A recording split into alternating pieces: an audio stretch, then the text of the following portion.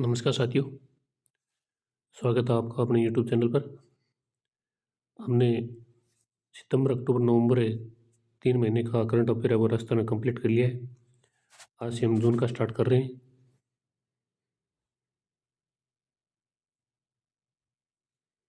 11वीं अंतर्राष्ट्रीय योग दिवस पर जैसलमेर में हुआ राज्य स्तरीय समारोह है। ये जैसलमेर का ये स्थान है, खुरडी स्थित रेतीले धुरे। इस स्थान का नाम याद रखना है, इतना ही है। जैसलमेर के खुड स्थित रेतीले धुरों पर आयोजित किया गया था, जिसमें मुख्यमंत्री भजनलाल शर्मा ने भी भाग लिया। इसकी थीम याद करनी है आपको, पेपर के अंदर पूछी गई है। इस वर्ष की थीम है एक पृथ्वी एक स्वास्थ्य के लिए योग। एक पृथ्वी एक स्वास्थ्य के लिए योग, ये अंतर्राष्ट्रीय योग दिवस है। जो राज्य स्तरीय समारोह है वो जैसलमेर के अंदर हुआ था, और जो अंतर्राष्ट्रीय समारोह वो विशाखापट्टनम में आयोजित किया गया था।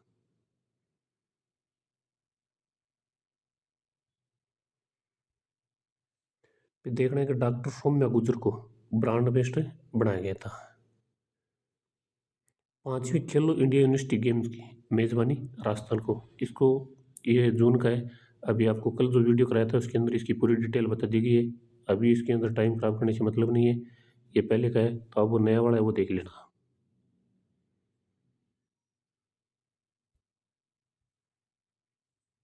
देश का पहला Vande Bharat train maintenance depot Jodhpur में बनेगा। इतना याद रखना है इसके अंदर कि देश का पहला Vande Bharat train maintenance depot कहाँ पर है बनाया जाएगा, ये जोधपुर के अंदर बनाया जाएगा। जो देश भर में प्रस्तावित 5 मेंटेनेंस डिपो में से पहला है। 5 मेंटेनेंस डिपो हैं वो प्रस्तावित किए गए, जिसमें से ये पहला है जो जोधपुर में बनेगा। भगत की कोठी में 167 करोड़ की लागत से बनेगा, तो इसके 2025 के अंत तक पूरा होने की उम्मीद है। ये इतना फैक्ट याद करना है आपको। फिर अंत्योदय के लक्ष्य प्राप्ति के लिए पंडित दीनदयाल उपाध्याय अंत्योदय संबल पखवाड़ा 24 जून से 9 जुलाई 2025 को संचालित किया गया था। पंडित दीनदयाल उपाध्याय संबल पखवाड़े का शुभारंभ मुख्यमंत्री भजनलाल शर्मा ने जयपुर जिले के दूदू तहसील स्थित बिचून ग्राम में किया गया। ये पूरी लाइन याद रखनी है। भजनलाल शर्मा ने किया था जयपुर जिले की दूदू तहसील स्थित बिचून ग्राम से। फिर इनका उद्देश्य इंपॉर्टेंट है। अंत्योदय के लक्ष्य की प्राप्ति के क्रम में वंचितों को वरीयता देते हुए समाज के अंतिम व्यक्ति तक योजनाओं का लाभ पहुंचाना है। तो समाज का अंतिम व्यक्ति है, उन तक ये योजना लागू करने का उद्देश्य ये है कि उनको ज़्यादा से ज़्यादा लाभ मिले।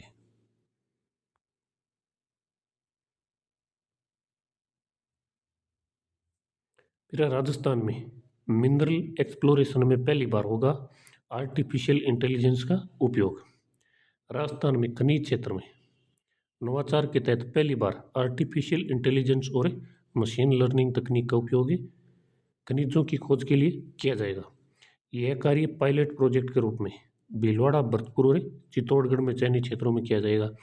इन तीनों के नाम याद रखनी है, भीलवाड़ा, भरतपुर और चित्तौड़गढ़ में पहली बार मिनरल एक्सप्लोरेशन में आर्टिफिशियल इंटेलिजेंस का उपयोग किया जाएगा खनिज क्षेत्र के अंतर्गत। और ये कार्य जो पायलट प्रोजेक्ट के रूप में किया जाएगा भीलवाड़ा, भरतपुर और चित्तौड़गढ़ के अंदर।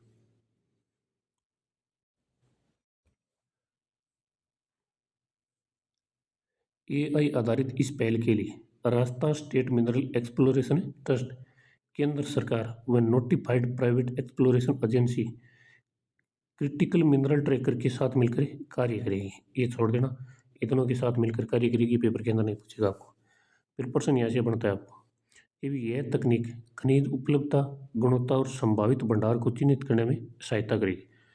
वर्तमान में राजस्थान में 57 प्रकार के खनिजों का खनन किया जा रहा है। ये प्रश्न पूछता है पेपर के अंदर और पूछा गया है ज्योग्राफी के अंदर। वर्तमान में राजस्थान में 57 प्रकार के खनिजों का खनन किया जा रहा है। टोटल 87 प्रकार के खनिज हैं।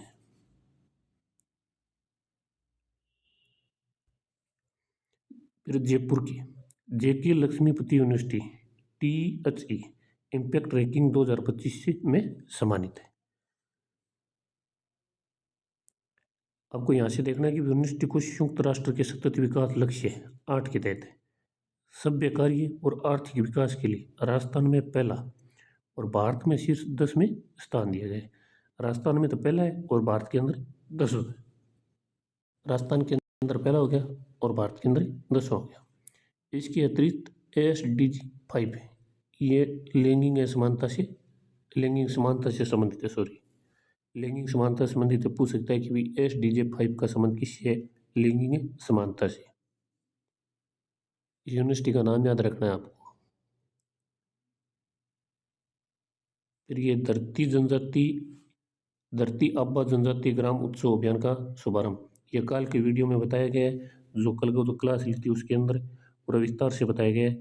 ये अभी जून का मत देखना आप, और नवंबर वाला देख लेना, ये छोड़ देना आप यहाँ से।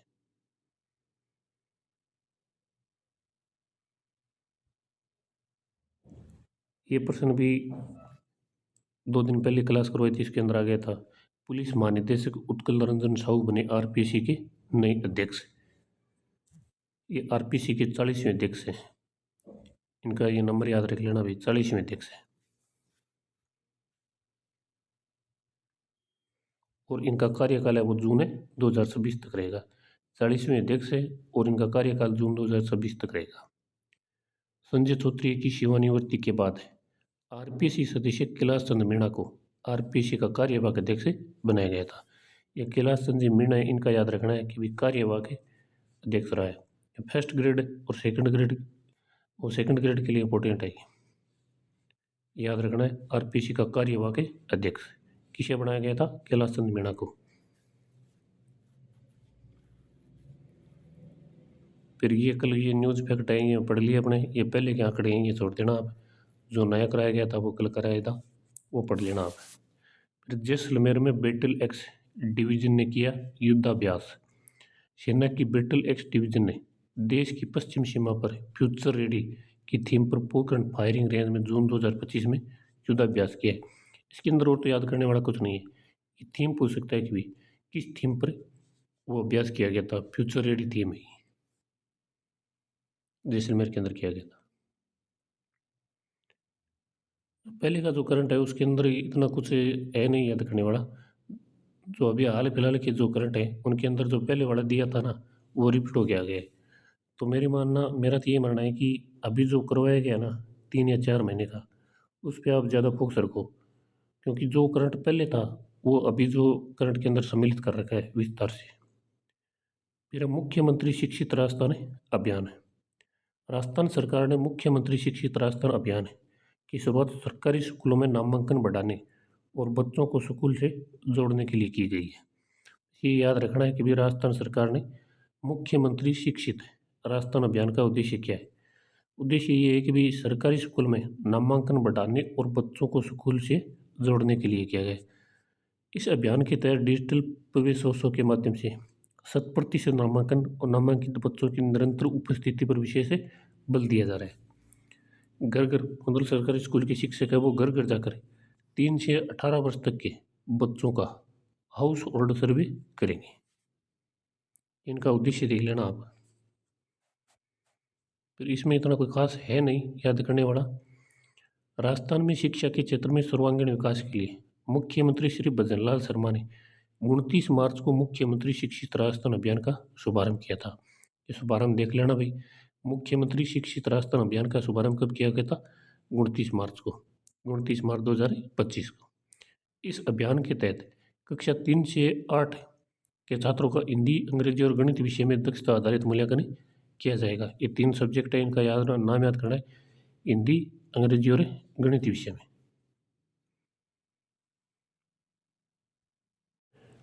फिर रावतभाटा में पंप स्टोरेज प्रोजेक्ट को मिली मंजूरी। राजस्थान सरकार ने रावतभाटा की सुखपुरा गांव में, यह गांव का नाम याद रखना है, पहाड़ी पर पानी एकत्रित कर बिजली उत्पादन के 2560 मेगावाट के पंप स्टोरेज प्रोजेक्ट को मंजूरी दी है। यह प्रोजेक्ट ग्रीन को द्वारा सुखपुरा में लगाया जाएगा। ये कंपनी है ग्रीन को, इनके द्वारा सुखपुरा गांव है इसके अंदर लगाया जाएगा ये प्रोजेक्ट।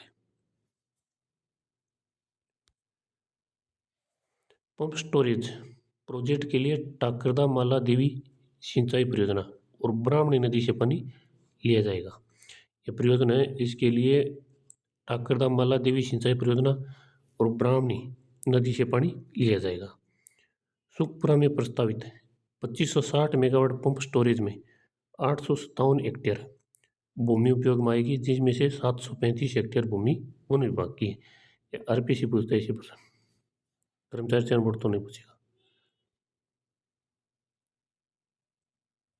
राजस्थान में 1000 मेगावाट की बैटरी स्टोरेज परियोजना को मंजूरी, टैरिफ देश में सबसे कम।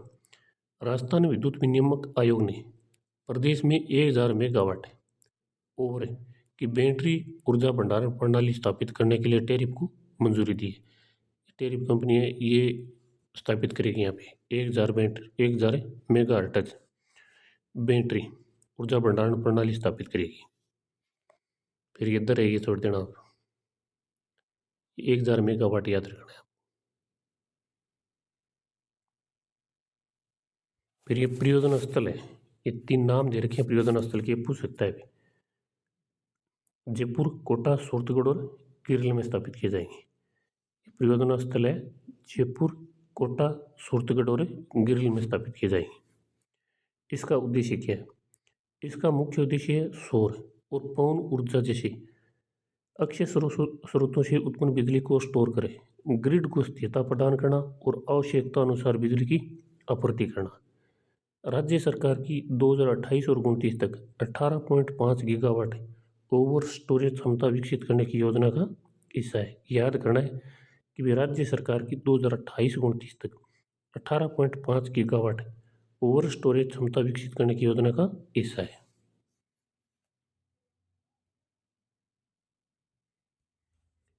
फिर विश्व पर्यावरण दिवस 2025 राजस्थान में हुआ राज्य स्तरीय आयोजन। पर्यावरण दिवस 5 जून को मनाया जाता है, सभी को पता है।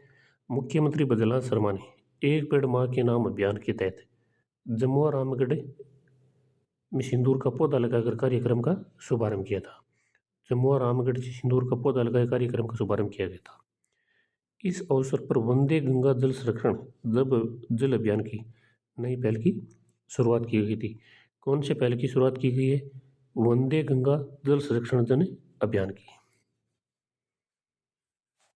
और इसमें ये छोड़ देना, फिर ये देखना है आपको, इसके अंदर से पेपर के अंदर प्रश्न आया हुआ है कि भी सांगानेर में जीरो लिक्विड डिस्चार्ज सीपीटी का लोकार्पण।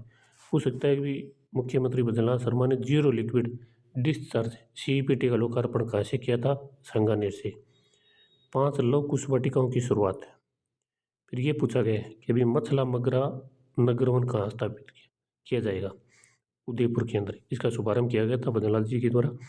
उदयपुर में मथला मगरा नगर वन वह रिसाला ग्रीन लक्स। अब की बार ये पूछ सकता है, पहले के पेपर में ये आया मथला मगरा और रिसाला ग्रीन लक्स। जयपुर में भीड़ पापड़ सफारी का शुभारंभ। फिर सर्कुलर इकोनॉमी इंसेटिव स्कीम और मैनेजमेंट इंफॉर्मेशन सिस्टम 2.0 का शुभारंभ। सतत प्रयास हरित विकास प्रदर्शनी का भी आयोजन किया गया है। इसके अंदर एक ये याद करना है आपको और एक ये याद करना है, और नीचे वाले छोड़ देने। ये 2 पॉइंट तो कन्फर्म याद करने हैं, 1 और 1 ये 2। फिर ये देखना है वृक्षारोपण का लक्ष्य क्या है। वर्ष 2025 में 10 करोड़ पौधे लगाने का लक्ष्य निर्धारित किया गया। ये एक साल में 2025 में 10 करोड़ पौधे लगाने का लक्ष्य है। ऐसे 5 साल के अंदर 50 करोड़ पौधे लगाने का लक्ष्य रखा है सरकार ने।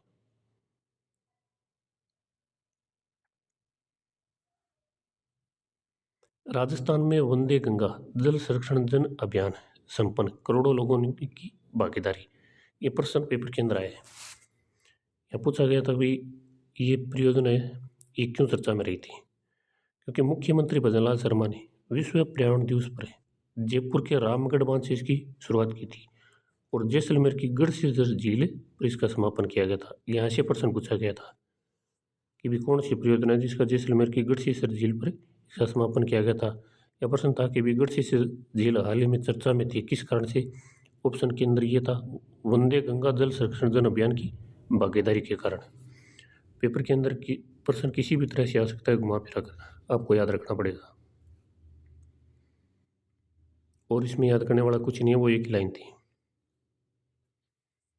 फिर बीएसएफ आईजी एमएल गर्ग वृक्ष बंधु पुरस्कार से सम्मानित है। इसमें सत्य असत्य वाले कथन दे सकता है। ये विश्व पर्यावरण दिवस 5 जून और 38वें वृक्ष बंधु पुरस्कार थे। बीएसएफ के आईजी एमएल गर्ग को इस पुरस्कार से सम्मानित किया गया। एक वर्ष में 4.5 लाख पौधे लगाकर, बस इतना है। विश्व पर्यावरण दिवस पर इनको दिया गया था। 38वां वृक्ष बंधु पुरस्कार है, बीएसएफ के आईजी गर्ग को दिया गया, एमएल गर्ग को, और एक वर्ष में 4.5 लाख पौधे लगाकर। ये 3-4 फैक्ट हैं, ये याद करने। फिर ये मेनार वाला है। मेनार और खींचन गांव रामसर साइट है घोषित। चतुर्थ श्रेणी के 2 या 3 पेपरों के अंदर ये प्रश्न पूछा गया था। रामसर साइट में शामिल ग्राम खींचन फलोदी और मेनार है उदयपुर है। ये 2 नाम याद करने। एक तो खींचन है जो फलोदी में, और एक मेनार है जो उदयपुर के अंदर है। फिर एक दो और दलदली भूमि को रामसर स्थलों की प्रतिष्ठित सूची में शामिल किए जाने के साथ ही राजस्थान में रामसर स्थलों की संख्या 4 तथा भारत में 91 हो गई है। राजस्थान में अब हाल फिलहाल में 4 है, तो हो सकता है इस महीने के अंदर एक और होगी, टोटल 5 हो गई। याद रखना है आपको, वो अपडेट करा दूंगा मैं 2 या 3 दिनों के अंदर। इनसे पहले केला देवी गन्ना राष्ट्रीय उद्यान को वर्ष 1981 में और सांबर झील 1990 में रामसर साइट घोषित किया गया था। वर्तमान में शायद 5 हो गई हैं, वो कल देख के आपको बताऊंगा। ये इनके बारे में थ्योरी है, ये मत पढ़ना, ये छोड़ देना आप। ये पूरा विस्तार से बताया गया है, वो छोड़ देना।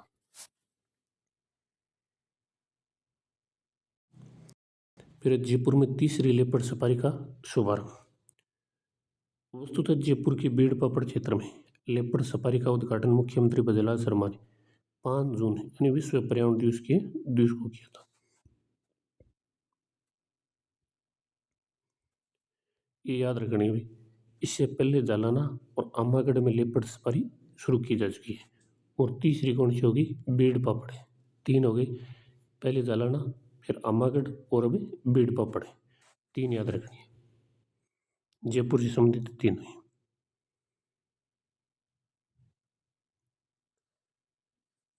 फिर ये प्रबल कार्यक्रम क्या है?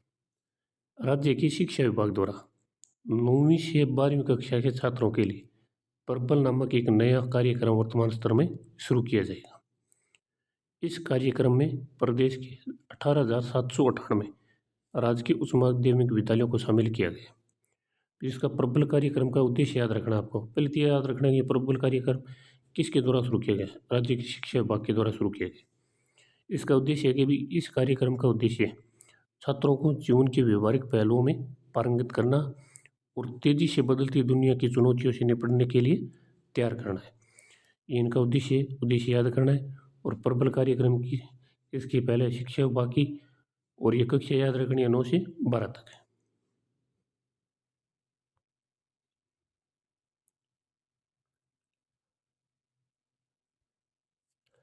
फिर ये बीड़ पापड़ के बारे में बताया गया है। इसके अंदर ये तो याद करने वाला नहीं है, लेकिन इसमें ये चित्र है। ये 19 किलोमीटर लंबे ट्रैक बनाए जाएंगे और जंगली के लगभग 30% क्षेत्र को सफारी के लिए चिन्हित कर बाउंड्री वॉल भी बनाई गई है। वन्य जीवों की ये 12 वाटर पॉइंट विकसित किए गए हैं। यहाँ लेपर्ड के अलावा सांबर, आइना, सियार आदि वन्य जीव तथा 200 से अधिक पक्षियों की प्रजातियां भी देखी जा सकती है। ये छोड़ देना आप, ये याद रख लेना कि तीसरी लेपर्ड सफारी जयपुर में स्टार्ट की गई है और बीड़ पापड़ में। फिर ये जयपुर में 9 से 10 दिसंबर को होगा राइजिंग राजस्थान पार्टनरशिप कॉन्क्लेव। ये भी प्रवासी राजस्थान दिवस बढ़ाएगी। ये 9 से 10 दिसंबर याद नहीं, ओनली 10 दिसंबर या याद रखना है आपको। इसकी डेट है वो 3 बार चेंज कर दी गई है। ये छोड़ देना, हाल फिलहाल में मत पढ़ना आप।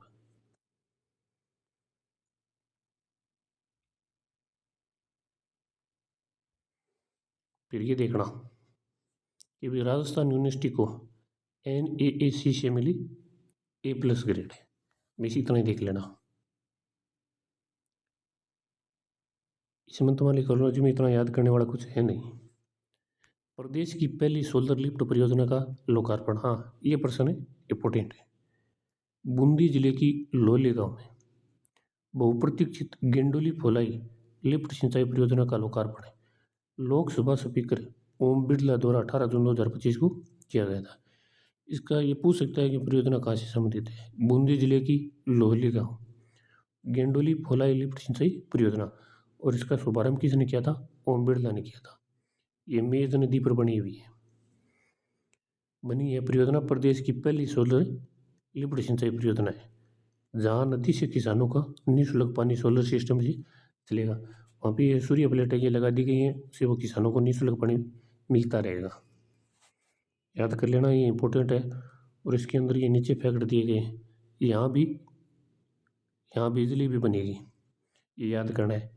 इस परियोजना से केशोराय पाटन क्षेत्र के 17 गाँव की 25,000 किसानों को सिंचाई हेतु पानी मिल सकेगा।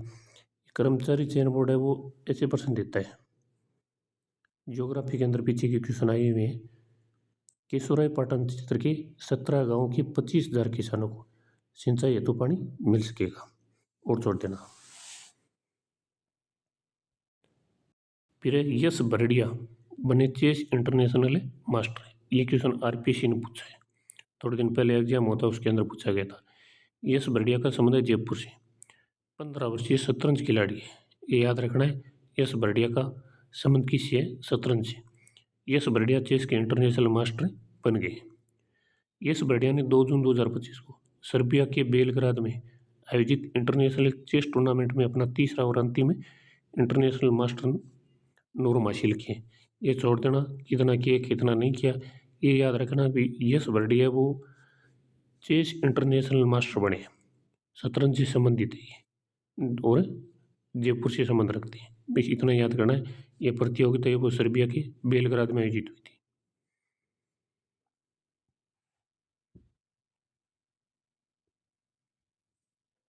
फिर जयपुर बना कोलविन शील्ड चैंपियन।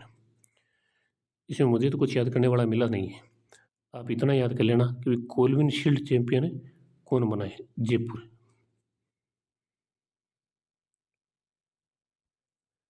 फिर senior national wushu championship Rajasthan बना ओवरऑल चैंपियन, ये याद करना है।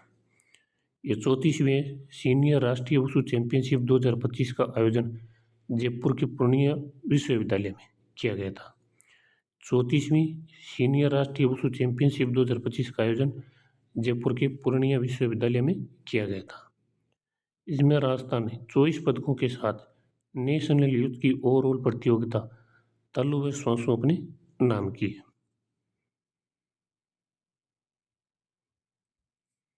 इस चैंपियनशिप में राजस्थान के वुशु खिलाड़ियों ने 10 स्वर्ण, 8 रजत और 6 कांस्य पदक, कुल 24 पदक जीते। ये 10 वो स्वर्ण पदक वाले खिलाड़ी, ये देख लेना आप, इतने याद नहीं होते हैं। कोई एक आधा हो तो फिर भी देखते हैं, इंपोर्टेंट हो जाता है, लेकिन 10 याद नहीं कर सकती। आरपीसी कहीं से भी पूछ सकती है, कर्मचारी चयन बोर्ड भी इसके अंदर से एक नाम उठाकर दे देगा कि किसने स्वर्ण पदक जीता है। इतने इतने याद नहीं होते हैं। ऊपर बताया गया था वो यश बरड़िया, वो याद कर लेना एक आप, ये छोड़ देना आप थ्योरी। फिर ये देखना है, राजस्थान वुशु संघ के अध्यक्ष हिरानंद कटारिया और राजस्थान टीम के कोच राजेश टेलर, ये दो नाम याद कर लेना। राजस्थान वुशु संघ के अध्यक्ष हिरानंद कटारिया और राजस्थान टीम के कोच राजेश टेलर। फिर अंडर 18 राज्य स्तरीय कबड्डी प्रतियोगिता, कर्मचारी चयन बोर्ड ऐसे प्रश्नों पर फोकस करता है। प्रथम राज्य स्तरीय अंडर 18 बालक व बालिका कबड्डी प्रतियोगिता का आयोजन 13 से 15 जून 2025 को डीडवाना में किया गया था। इस स्थान का नाम याद रखना है। अभी हाल फिलहाल में से रिलेटेड करके क्वेश्चन पूछा गया था, वो भी खेल से संबंधित था। अंडर 18 राज्य स्तरीय कबड्डी प्रतियोगिता का आयोजन कहाँ किया गया था? डीडवाना में।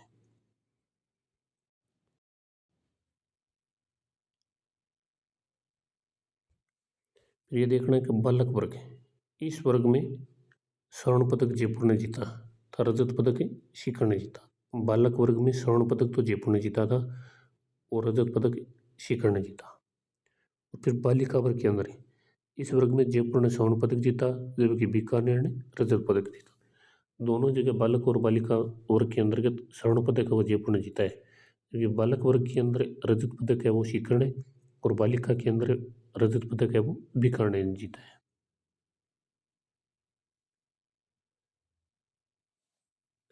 23वीं राष्ट्रीय जूनियर अंडर 20 एथलेटिक्स चैंपियनशिप में दीपेश और बसंत ने जीते गोल्ड। ये याद करना है।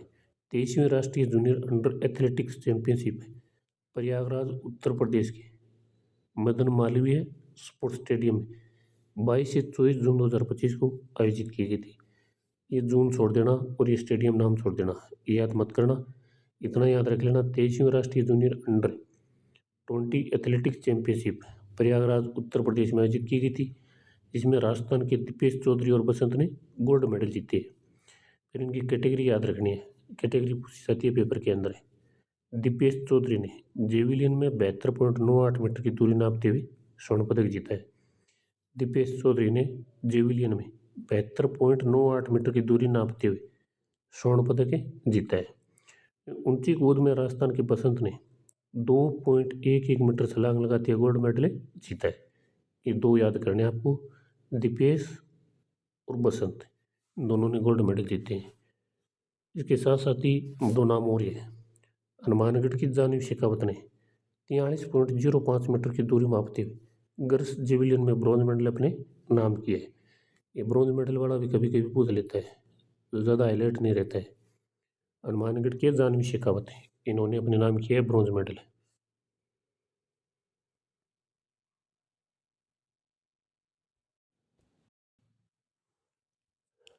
पैरा शूटिंग वर्ल्ड कप में रुद्रांश ने जीते 5 पदक।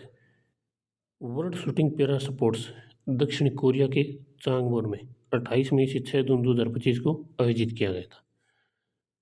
ये इंडिया करंट से संबंधित याद रखना आप कि भी वर्ल्ड शूटिंग पैरा स्पोर्ट्स दक्षिण कोरिया के चांगवोन में आयोजित किया गया था।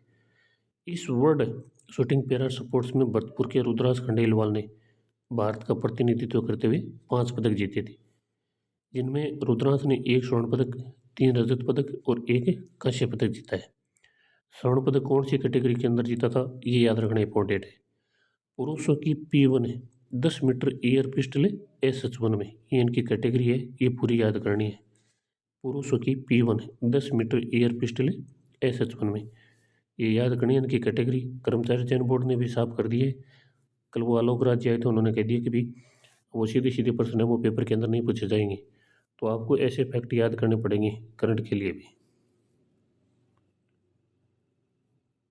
ये रजत पदक और ये कांस्य पदक छोड़ देना, इनकी कैटेगरी। फिर मोना अग्रवाल ने भी जीता रजत पदक। राजस्थान की मोना अग्रवाल ने इस प्रतियोगिता में R210 metre air pistol SH1 स्पर्धा में 246.6 अंकों के साथ रजत पदक जीता है। मोना अग्रवाल को कन्फर्म याद करना है आप। इनकी कैटेगरी याद रखनी है R2 10 metre air pistol SH1 स्पर्धा में, और इनका स्कोर है यह भी याद करना है 246.6 अंक है, ये याद करना है।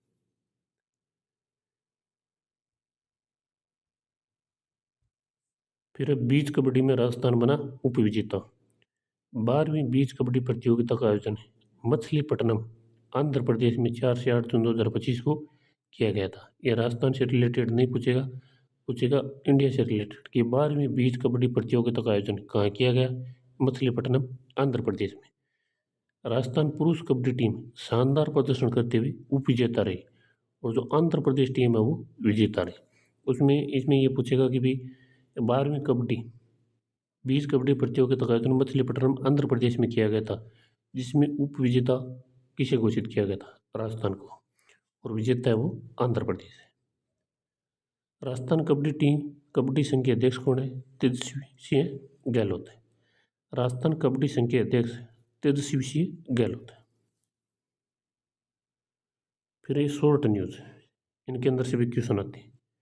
सेंट जेवियर्स के 3 पूर्व छात्रों को परम विशिष्ट सेवा पदक, ये पेपर के अंदर पूछा गया, तीनों का नाम दिया गया था।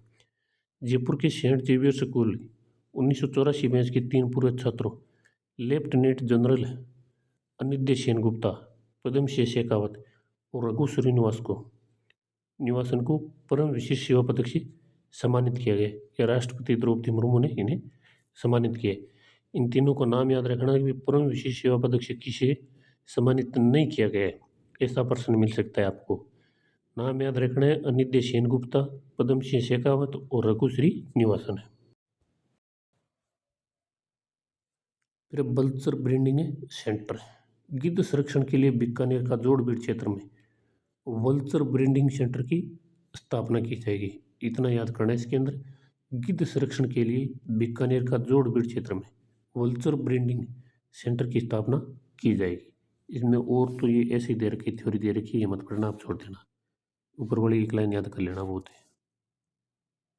ये वो वापिस यहाँ से वो रिपीट हो गया, ये 2 बार आ गया प्रश्न। फिर देखना आप कछालिया ग्राम, बूंदी जिले की तालेड़ा तहसील के कछालिया ग्राम में स्टोन पार्क की स्थापना की जाएगी। इसके लिए मुख्यमंत्री बद्रीनाथ शर्मा ने 47.07 हेक्टेयर भूमि राजस्थान राज्य औद्योगिक विकास एवं विनियोग निगम लिमिटेड को आवंटित करने की स्वीकृति प्रदान की। ये ऊपर वाली एक लाइन याद करनी है आपको। बूंदी जिले की तालेड़ा तहसील के कछालिया ग्राम में स्टोन पार्क की स्थापना की जाएगी। हो सकता है स्टोन पार्क की स्थापना कहाँ की जाएगी, पूरा याद करना है। कछालिया ग्राम, बूंदी जिले की।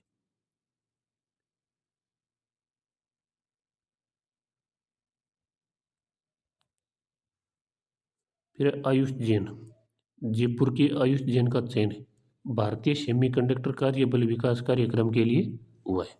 बस इतना याद करना है कि भारतीय सेमीकंडक्टर कार्यबल विकास कार्यक्रम के लिए किसका चयन किया गया है, आयुष जैन का, जो कि जयपुर से संबंधित है।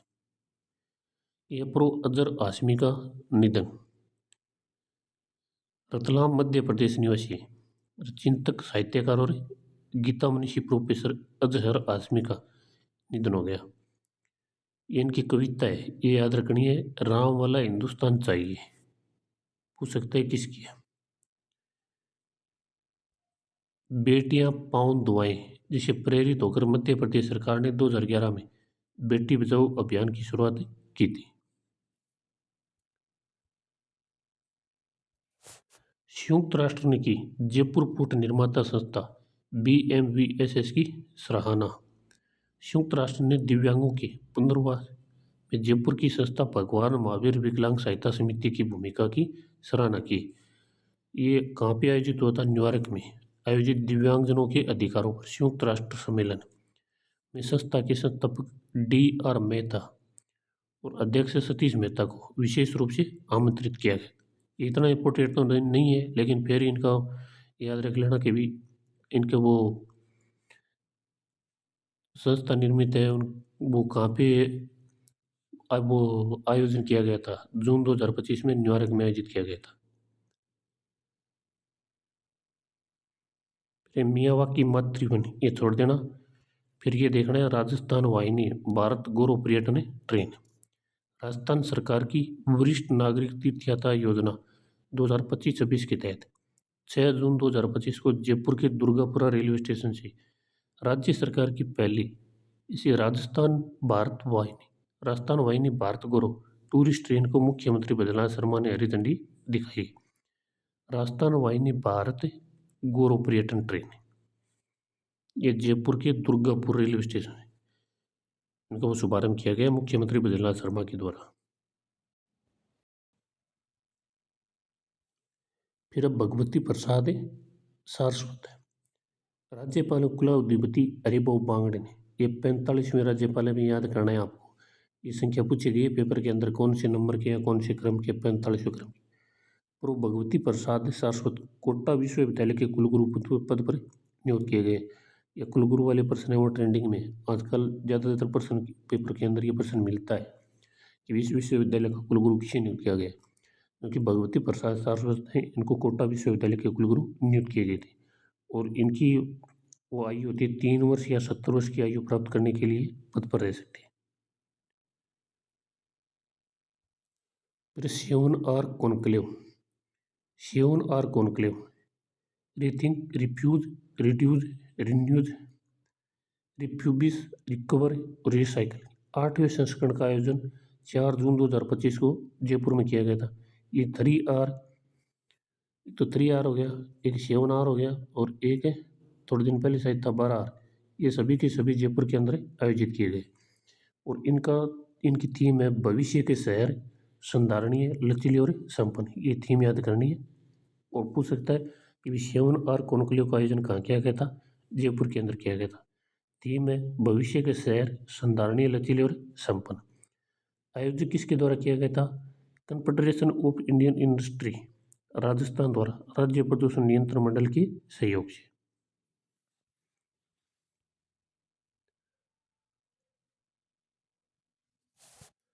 फिर विकसित कृषि संकल्प अभियान भारत सरकार के कृषि मंत्रालय द्वारा विकसित कृषि संकल्प अभियान देश भर में 29 मई से 12 जून 2025 को संचालित किया गया था। ये अपने को देश भर वाला याद नहीं रखना है, इसमें ये याद रखना है कि राजस्थान में इस अभियान का राज्य स्तरीय शुभारंभ अजमेर जिले की ग्राम पंचायत रलावता से किया गया था। ये याद करना है कि विकसित कृषि संकल्प अभियान राजस्थान में राज्य स्तरीय शुभारंभ अजमेर जिले की ग्राम पंचायत रलावता से किया गया। एक फैक्ट याद कर लेना आप थर्ड ग्रेड को ध्यान में रखते हुए।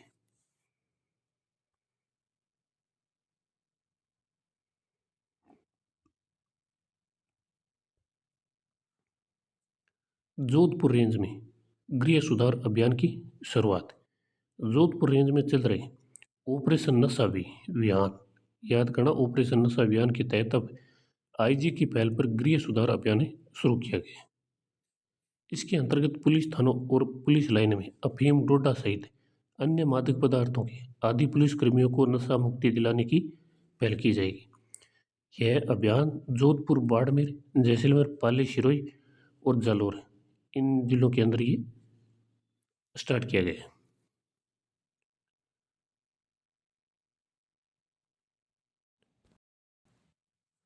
फिर वेद ताराचंद, ये पेपर के अंदर पूछा गया है, दो पेपर के अंदर पूछा गया 2 प्रश्न। हाल ही में जयपुर में आयोजित अखिल भारतीय आयुर्वेद महासम्मेलन में राष्ट्रीय आरोग्य 2025 का आयोजन किया गया। राष्ट्रीय आरोग्य 2025 का आयोजन कहाँ किया गया? जयपुर में। इसमें उप मुख्यमंत्री व आयुर्वेद मंत्री प्रेमचंद बेरवा द्वारा भरतपुर के वेद ताराचंद, जो पूर्व उप निदेशक आयुर्वेद का आयुर्वेद भूषण की मानद उपाधि से सम्मानित किया गया। ये प्रश्न देख लेना वेद ताराचंद को, ये 2 पेपर के अंदर लगातार प्रश्न पूछा गया था इनका। फिर है अमित कुमार, नारायण हरि सेवा संस्था भरतपुर राजस्थान के अध्यक्ष अमित कुमार कदम को नेशनल यूथ आइकन अवार्ड 2025 से सम्मानित किया गया है। पूछेगा पेपर के अंदर भी, नेशनल यूथ आइकन अवार्ड 2025 से किसे सम्मानित किया गया है? अमित कुमार को।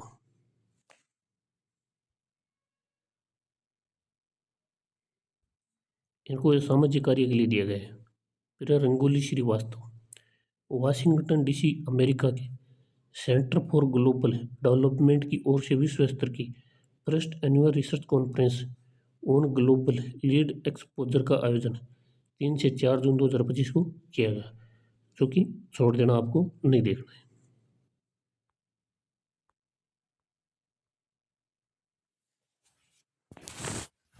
फिर खेलकूद, राजस्थान राज्य जूनियर बॉयज फुटबॉल प्रतियोगिता 2025।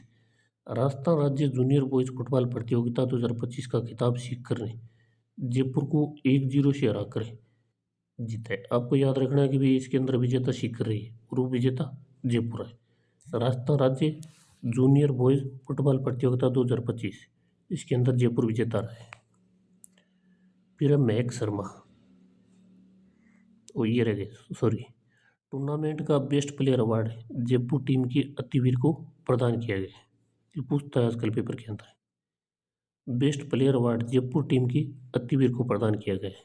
फिर है महक शर्मा, कोटा जिले के सीता निवासी महक शर्मा 2 से 7 जुलाई 2025 को चीन में आयोजित होने वाली एशिया वुशु चैंपियनशिप के 75 किलोग्राम भार वर्ग में भारत का प्रतिनिधित्व करेगी।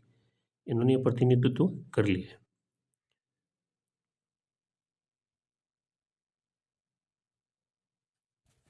फिर देखना है घनश्याम पहलवान को, बेसेडा पहाड़ी डिग निवासी घनश्याम पहलवान ने कानपुर में आयोजित नेशनल डिप सीनियर चैंपियनशिप में राजस्थान का प्रतिनिधित्व करते हुए 2 स्वर्ण जीते। इनका नाम याद रखना है घनश्याम पहलवान का। चैंपियनशिप में घनश्याम ने यह गोल्ड मेडल 120 किलोग्राम भार वर्ग की ग्रीको रोमन स्टाइल और फ्री स्टाइल कुश्ती में जीते हैं। 120 किलोग्राम भार वर्ग याद रखना है और इसकी कैटेगरी ग्रीको रोमन स्टाइल और फ्री स्टाइल कुश्ती में इन्होंने गोल्ड मेडल जीते हैं। इनका संबंध पूछ सकता है कहाँ से। इसके साथ ही घनश्याम ने टोक्यो में होने वाले ओलंपिक के लिए क्वालिफाई कर लिया। ये छोड़ देना। एक और दो पॉइंट याद करने हैं आपको।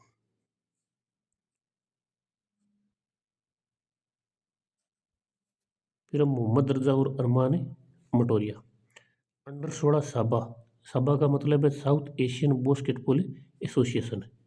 कप का आयोजन 12 से 15 जून 2025 को मालदीव में किया गया। अंडर 16 साबा कप का आयोजन मालदीव के अंदर किया गया। इस कप के बालक वर्ग का खिताब भारतीय टीम ने श्रीलंका को पराजित करके जीता है। याद करना है, अंडर 16 साबा कप का आयोजन मालदीव में किया गया, जिसमें भारतीय टीम विजेता रही है और श्रीलंका उपविजेता रही है। राजस्थान के मोहम्मद रजा और अरमान मटोरिया इस विजेता टीम के साथ ही रजा जैसलमेर एकेडमी से है, जबकि अरमान गंगानगर के। ये तीनों फैक्ट याद करने हैं, इसके अंदर इंपॉर्टेंट क्वेश्चन है। खेल खिलाड़ी से संबंधित करके दे सकता है। फिर है मनोज कुमार। दिल्ली में 1 जून 2025 को आयोजित इंटरनेशनल बॉडी बिल्डिंग शो में भरतपुर के मनोज कुमार ने मेंस फिजिक कैटेगरी में सिल्वर मेडल जीतकर इतिहास रच दिया। मनोज राजस्थान के पहले एथलीट है जिन्होंने इस बड़े संघ पर पदक जीता है। ये बॉडी बिल्डर है मनोज कुमार। ठीक है, याद करना है मनोज कुमार का संबंध बॉडी बिल्डिंग से। Body building show Sheru classic में सिल्वर मेडल जीता इन्होंने। मेडल का नाम याद रखना है, सिल्वर मेडल।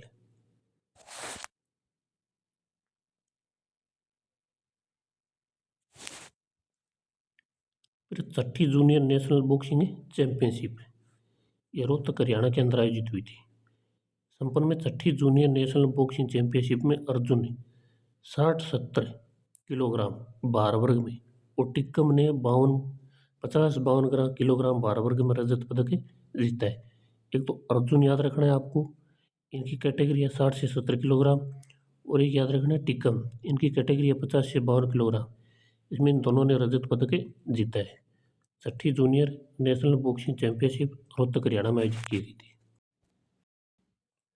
फिर ये वन लाइनर है जो मंथली रिव्यू है उनके। किस वरिष्ठ आईएएस अधिकारी ने राजस्थान राज्य प्रदूषण नियंत्रण मंडल के अध्यक्ष पद का कार्यभार 23 जून 2025 को ग्रहण किया है? डॉक्टर रवि कुमार सुरपुर।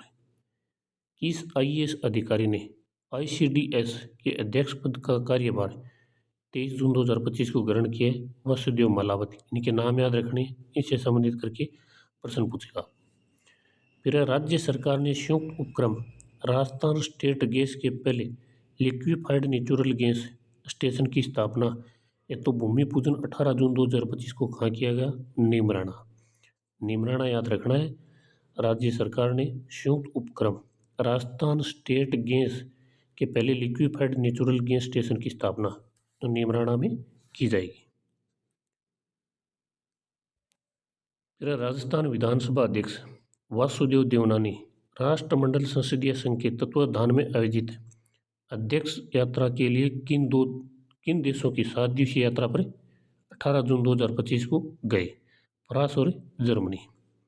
राष्ट्रमंडल संसदीय सत्र के तत्वावधान में आयोजित अध्यक्ष यात्रा के लिए किन देशों की 7 दिवसीय यात्रा पर गए थे? फ्रांस और जर्मनी। राज्य स्तरीय सीनियर एथलेटिक्स प्रतियोगिता का आयोजन अजमेर के अंदर किया गया था। ये तारीख छोड़ देना, नहीं देगा आपको पेपर के अंदर। राज्य स्तरीय सीनियर एथलेटिक्स प्रतियोगिता का आयोजन अजमेर में किया गया। फिर प्रदेश का पहला संत कबीर शोध केंद्र कहाँ स्थापित किया जाएगा? मुकुंदरा विहार कोटा के अंदर। ये छोड़ देना, 3200 वर्ग भूखंड, ये छोड़ देना। प्रदेश का पहला संत कबीर शोध केंद्र कहाँ स्थापित किया जाएगा? मुकुंदरा विहार कोटा के अंदर। फिर पाठ्यक्रम के पूर्व संपादक कन्हैयालाल चतुर्वेदी द्वारा लिखित किस पुस्तक का लोकार्पण सिक्किम के राज्यपाल ओम प्रकाश माथुर द्वारा जून 2025 में किया गया? धर्म संस्थापनार्थ है। ये नाम याद रखना है आपको, बड़ा नाम है, अटपटा नाम है।